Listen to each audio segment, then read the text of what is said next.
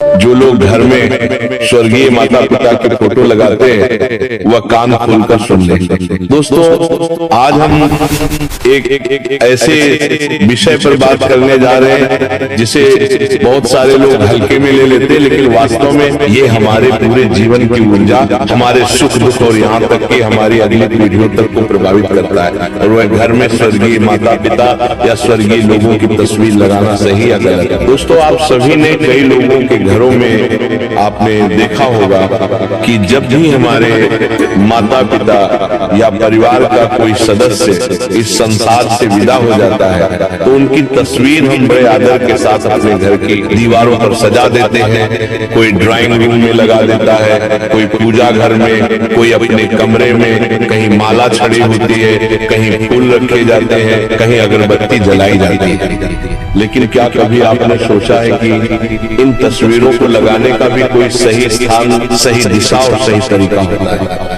जरा रुक कर सोचिए कि आपने कभी अपने घर की दीवार पर टंगी उस तस्वीर को गौर से देखा है, उन आंखों में झांक कर महसूस किया है कि वे क्या कहना चाह रहे हैं? शायद नहीं, क्योंकि हम में से ज्यादातर लोग तो सिर्फ इस सोच के साथ तस्वीर लगा देते हैं कि अरे ये हमारे अपने थे, इन्हें याद करने के लिए तस्वीर टांग दो। लेकिन आध्यात्मिक दृष्टि से देखा जाए तो ये कोई साधारण काम नहीं है।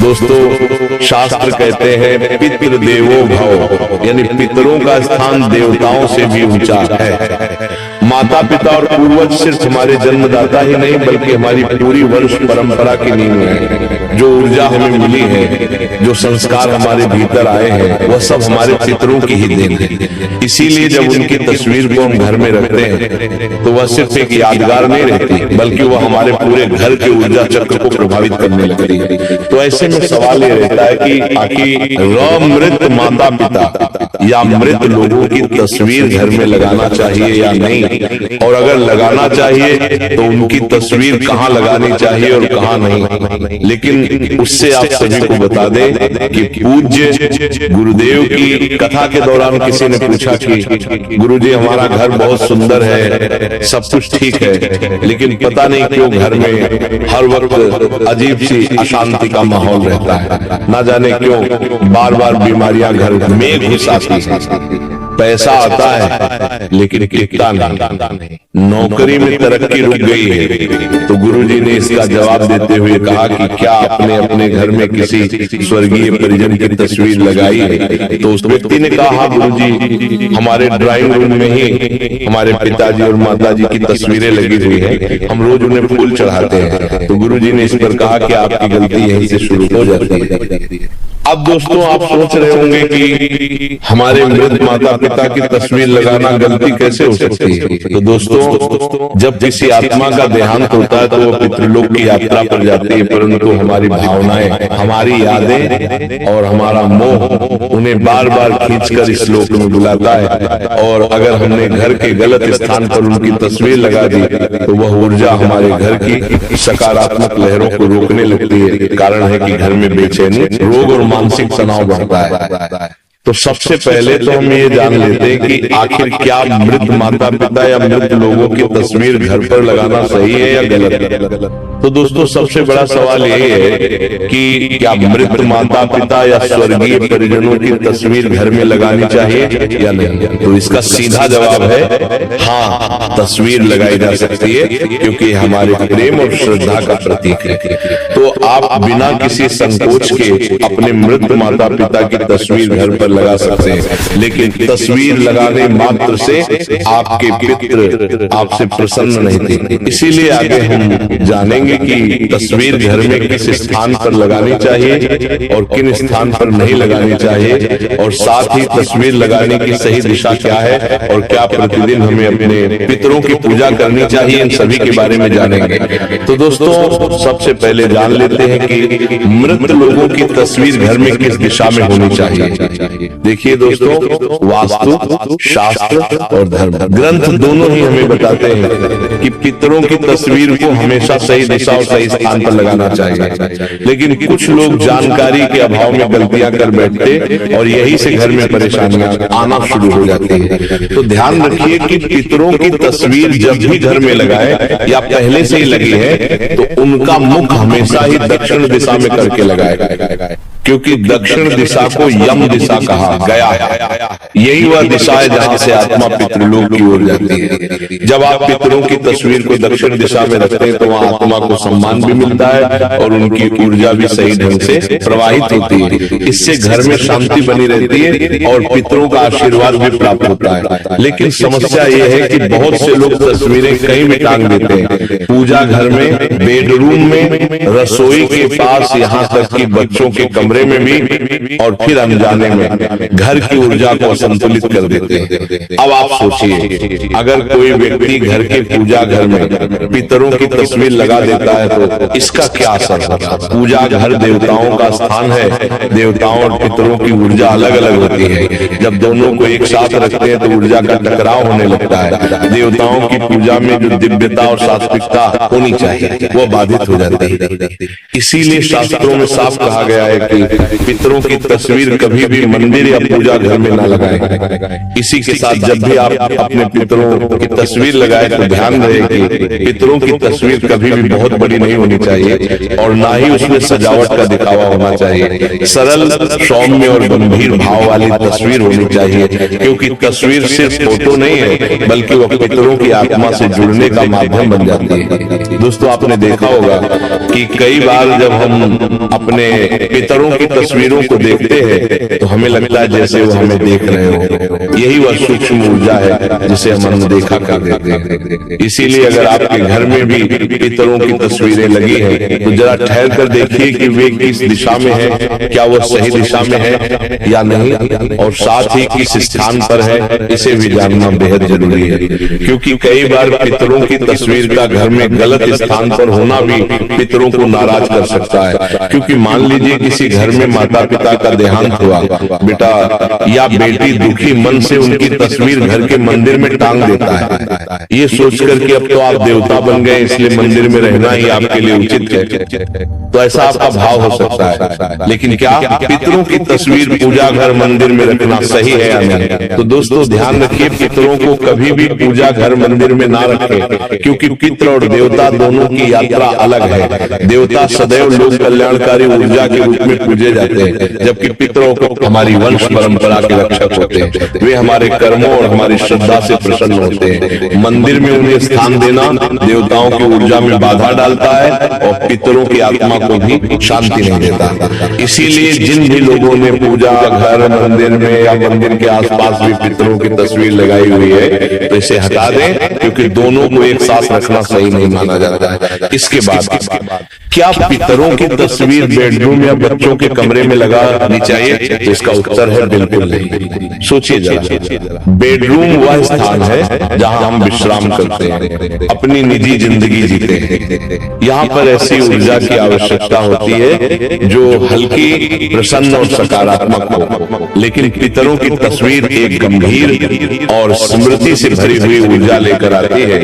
ये ऊर्जा आपके अवचेतन मन पर गहरा असर डालती है। अक्सर ऐसे घरों में लोग बेचैन रहते हैं, नींद पूरी नहीं होती और बार बार अनजाने सपने आते रहते हैं। इसी के साथ बच्चों के कमरे में तो ये और भी गलत है। बच्चों का मन अत्यंत कोमल होता है, वे खेल, पढ़ाई और कल्पनाओं में डूबे रहते हैं। अगर उनके कमरे में पितरों की तस्वीर हो तो उनकी मानसिक ऊर्जा पर भारी बोझ आ जाता है। इससे उनका विकास रुक सकता है और वे बिना कारण डर या घबराहट महसूस कर सकते हैं। तो अब सवाल ये उठता है कि आखिर पितरों की तस्वीर कहाँ और किस तरह लगानी चाहिए? तो दोस्तों, पितरों की तस्वीर हमेशा घर के बैठक कक्ष या हाल में लगानी चाहिए, वह भी दक्षिण दिशा की दीवार पर। दक्षिण दिशा इसलिए क्योंकि यम की दिशा है, पितृलोक की दिशा है। वहां तस्वीर लगाने से ऊर्जा प्रवाहित होकर पितरों तक पहुंचती है। और ध्यान रहे, तस्वीरें हमेशा आंखों के सामने की ऊंचाई पर लगाए, ना कि बहुत नीचे या बहुत ऊपर। तस्वीरें हमेशा साफ सुथरी हो,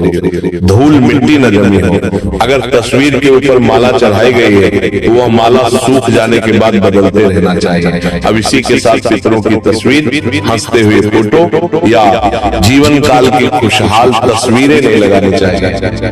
हमेशा ऐसी तस्वीर लगानी चाहिए जिसमें वह गंभीर और शांत भाव में हो, क्योंकि स्मृति का स्थान है, आनंद उत्सव का नहीं। अब दोस्तों, कई घरों में पितरों की तस्वीरें ठीक तरह से न रख पाने के कारण वहां हमेशा झगड़ा, विवाद और अनजानी बीमारियां बनी रहती है।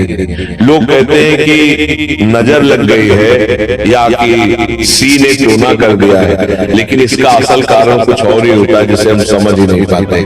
अब जरा सोचिए कि आप रोज अपने माता पिता से मिलने के लिए जाते हैं, उन्हें गलत जगह बैठा देते, कभी रसोई में, कभी पूजा घर में, कभी शयन कक्ष में। क्या ये उचित है? नहीं। ठीक उसी तरह जब आप पितरों की तस्वीर को गलत दिशा में रखते हैं तो उनकी आत्मा भी असहज हो जाती है, उनकी आत्मा को शांति नहीं मिल पाती। इसी कारण से घर में परेशानियां बढ़ने लगती है। दोस्तों, पितरों का सम्मान करने का असली तरीका यही है कि उनकी तस्वीर सही दिशा और सही भाव से लगाई जाए। अब दोस्तों, कई लोग गलती यही करते हैं और सोचते हैं कि हमने तो तस्वीर लगा दी, अब हमारा काम पूरा हो गया। लेकिन दोस्तों, केवल तस्वीर लगाने से काम पूरा नहीं होता। पितरों की तस्वीर हमारे घर की स्मृति और आशीर्वाद का केंद्र होती है। अगर उसका ध्यान न रखा जाए तो नकारात्मक ऊर्जा घर में फैल सकती है। इसीलिए सबसे पहले तो ध्यान रखें कि यदि पितरों की तस्वीर पर धूल नहीं जमनी चाहिए। कई लोग सालों साल तक पितरों की तस्वीरें टांग देते हैं और उनकी तरफ ध्यान ही नहीं देते। तस्वीर पर धूल जम जाती है, मकड़ी के जाले बन जाते हैं और कभी कभी तस्वीर का कांच भी धुंधला पड़ जाता है। तो क्या यही पितरों का सम्मान है? तो इसका जवाब है नहीं, क्योंकि ये तो ऐसा हुआ जैसे आपने अपने पितरों को अंधेरे कमरे में बंद कर दिया हो। इसीलिए याद रखिए, सप्ताह में कम से कम एक बार तस्वीर को साफ करना जरूरी है। कांच और फ्रेम को पोंछें, और अगर माला चढ़ाई है तो सूखने के बाद नई माला बदलें। जब तस्वीरें साफ सुथरी और चमकदार होंगी तभी उनमें से सकारात्मक ऊर्जा निकलेगी। इसी के साथ कई लोगों का सवाल रहता है कि क्या पितरों की पूजा प्रतिदिन करना चाहिए या नहीं? तो इसका जवाब है, यदि आपके पास समय है तो आप प्रतिदिन केवल पितरों के सामने लंबी बाती का दीपक या मंत्र अगरबत्ती लगा करके उनसे प्रार्थना कर लीजिए कि हे पितृ देवता, आप जहां कहीं भी हो प्रसन्न रहे और हम पर कृपा करें। अगर प्रतिदिन पूजा नहीं कर सकते हैं तो मात्र अमावस्या पर आप उन्हें माला या धूप दीप लगा करके उनका आशीर्वाद प्राप्त कर सकते हैं। इसी के साथ घर में मृत लोगों की तस्वीरें कितनी संख्या में रखना चाहिए? तो दोस्तों, कई घरों में ऐसा देखा गया है कि पूरी दीवार पर पितरों की तस्वीरें लगी होती हैं, दादा, परदादा, ताऊ, चाचा सभी की। लेकिन दोस्तों, ये तरीका सही नहीं है। इतनी सारी तस्वीरें एक साथ लगाने से घर का वातावरण बिगड़ने लगता है। हर तस्वीर एक ऊर्जा लाती है और जब बहुत सारी ऊर्जाएं एक जगह इकट्ठी हो जाती हैं तो घर में नकारात्मकता का असर बढ़ने लगता है। इसलिए जरूरी है कि तस्वीरें सीमित हों, केवल माता पिता या दादा दादी तक। इससे ऊर्जा संतुलित रहती है और घर का वातावरण भी हल्का बना रहता है। इसी के साथ एक और बात जो अक्सर लोग नजरअंदाज कर देते हैं, टूटी या धुंधली तस्वीरें। अगर तस्वीर का कांच टूट जाए, फ्रेम खराब हो जाए या फोटो धुंधली हो जाए तो उसे तुरंत बदल देना चाहिए, क्योंकि टूटी हुई तस्वीर अशुभ मानी जाती है। ये पितरों की आत्मा को भी बेचैन कर देती है और घर में कलह, अशांति और आर्थिक रुकावट लाती है। अब दोस्तों, अंत में ध्यान रखें कि ये तस्वीर केवल एक कागज का टुकड़ा नहीं होती, उसमें हमारे पितरों की यादें, उनकी ऊर्जा और उनके आशीर्वाद छिपे होते हैं। जब हम श्रद्धा से उनकी तस्वीर को देखते हैं तो ये हमें एहसास दिलाती है कि हम अकेले नहीं हैं। हम हमारे पूर्वज जिनके बलिदानों से आज हमारा जीवन संभव हुआ है, वे कहीं ना कहीं हमारे साथ है। लेकिन अगर हम सिर्फ दिखावे के लिए तस्वीर लगाते हैं और उसमें श्रद्धा का भाव नहीं रखते तो उसका कोई लाभ नहीं होता। याद रखिए, तस्वीर तभी शोभा देता है होती जब उसमें प्रेम और आदर का भाव।